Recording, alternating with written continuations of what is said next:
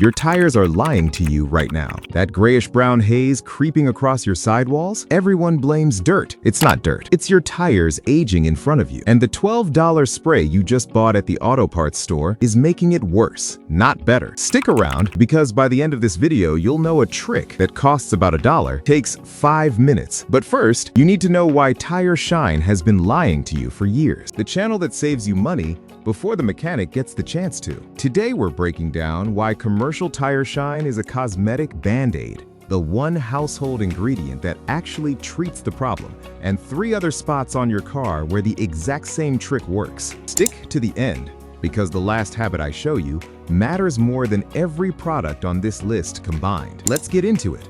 Point 1. The problem with commercial Tire Shine. Here's what nobody tells you about that bottle in your trunk. It's not treating your tires, it's decorating them. Store-bought Tire Shine runs $8 to $15 a bottle, and most of it is silicone or solvent-based. That means it sits on top of the rubber like a coat of paint. Drive for 20 minutes and centrifugal force flings that glossy layer straight onto your paint, your wheel wells, sometimes the car behind you. You've seen those brown speckled streaks on rocker panels. That's Tire Shine Sling, and it's not cheap to clean off either. Average repair and detailing costs have climbed 33% since 2021, so even small recurring messes add up faster than people notice. Here's the part that should actually make you mad. The solvents in these sprays don't just sling off, they dry the rubber out. The exact product marketed to stop browning and cracking is quietly accelerating both. Do you check your tires every time you wash your car? Or do you just spray and drive off? Be honest. Your tires already have a natural defense system. Rubber compounds contain waxes that migrate to the surface as the tire flexes. It's called blooming. When that layer oxidizes in sunlight, it turns brown. Commercial Tire Shine doesn't treat that bloom, it paints over it. You're not fixing the problem, you're hiding it for one drive. This is exactly why so many drivers have started ditching the spray aisle altogether. There are now over 26 million self-identified DIY car care enthusiasts in the U.S., and that number keeps climbing as new car prices push $50,000 and people hold on to what they've got longer. When you're keeping a car for over a decade, instead of trading it in every 3 years, spray and hope stops being good enough. You start actually wanting to know what you're putting on your car and why. And that's exactly the setup for what's coming next. Because the real fix isn't a spray at all. Okay, I have to be straight with you here. Because half the videos pushing this trick are lying to you too.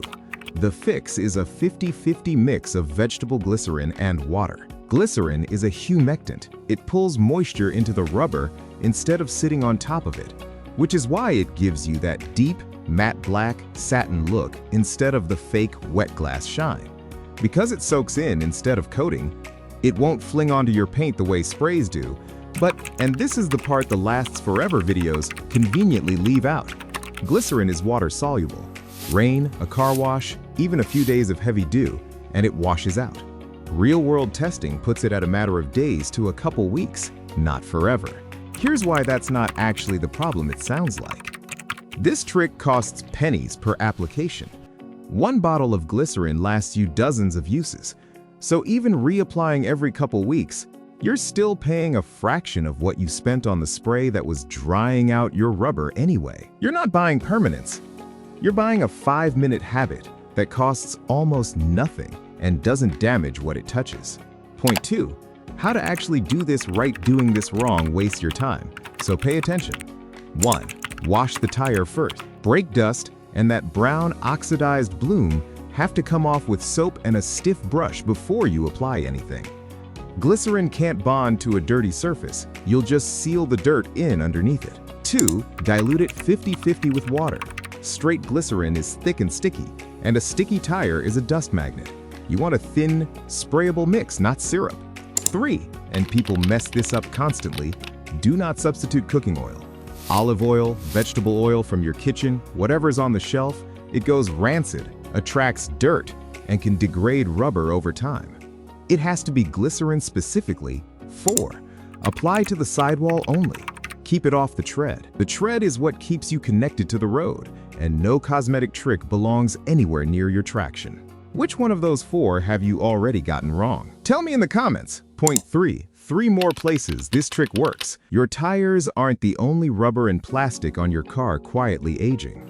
That chalky gray trim around your windows and bumpers, same glycerin mix restores it to deep black without staining your paint, your rubber floor mats, the ones that look sun-bleached and gray. Same trick brings the color back, and dirt stops sticking to them as easily, so your next cleanup takes half the time. And wiper blades and door seals, the one most people never think about. A light wipe of diluted glycerin keeps wiper rubber supple so it stops squeaking and chattering across your windshield. That's not just annoying, a chattering blade skips instead of clearing water, which means worse visibility exactly when you need it most, in the rain. Same mix on your door seals stops the rubber from cracking in summer heat or freezing shut on you in winter. Anyone who's had to yank a frozen door open at 6 a.m. knows exactly why that one matters. If you just learned something you didn't know 30 seconds ago, that's your cue to hit like. It's what tells YouTube to put this in front of more people trying to save money on their car. Point 4. The habit that actually matters. Here's the point I want you to leave with, because it's bigger than shiny tires. NHTSA found that only 19% of drivers keep their tires properly inflated. 4 out of 5 people are driving around losing fuel economy and wearing tires out faster than they should. And underinflation is behind the large majority of blowouts on American roads.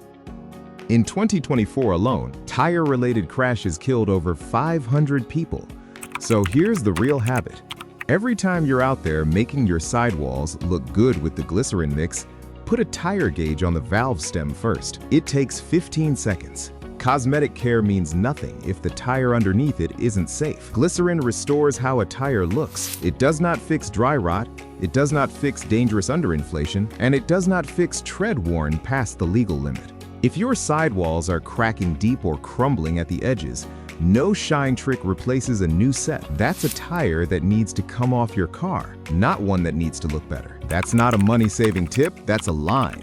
Don't cross it to save a few bucks. Let's run it back. Commercial tire shine sits on top of the problem and slings off onto your paint. A 50-50 glycerin and water mix soaks in, restores that black color from the inside, and costs next to nothing. You're just reapplying every couple weeks instead of never touching it again. Same trick fixes, faded trim, tired floor mats, and squeaky wipers. None of it replaces actually checking your tire pressure and tread, because that's where the real risk on the road lives. If you're subscribed to Automasperry, you already know we're not here to sell you anything. We're here to keep you from getting sold to. If this saved you a trip to the auto parts store, hit subscribe, drop a like. Now tell me, which caught you off guard more, the tire trick or the fact that 4 out of 5 people are driving on underinflated tires right now? Drop it in the comments. I read everyone.